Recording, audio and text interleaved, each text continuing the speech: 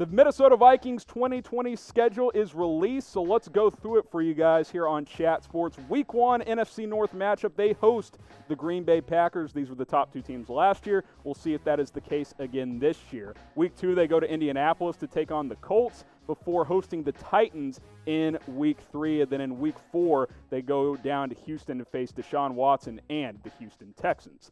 Weeks 5 through 8, they go to Seattle for a Sunday night matchup. That should be a good one. Seattle got the better of Minnesota last year. We'll see if the Vikings can turn the tide on that one this year. Atlanta comes to Minnesota in Week 6. Week 7 is the bye week. I think that's a good spot right in the middle of the season. And then Week 8, the Vikings host the Green Bay Packers in a NFC North matchup. So they get their Packers matchups out of the way through the first 8 weeks of the season.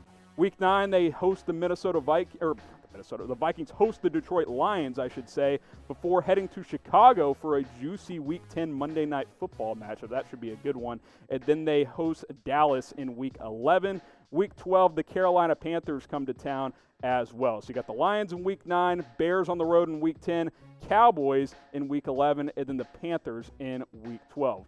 Final 5 games for the Vikings in 2020. The Jacksonville Jaguars come to town in Week 13. Week 14, they face the new-looking BUCS with Tom Brady and the boys gearing things together down there in Tampa Bay. Week 15, their second matchup with the Bears. This time it is at home.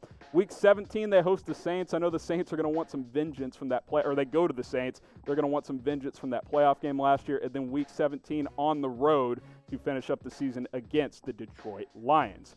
Predict the Vikings record in 2020. We just went through the whole schedule. What do you guys think? 10-6 last year.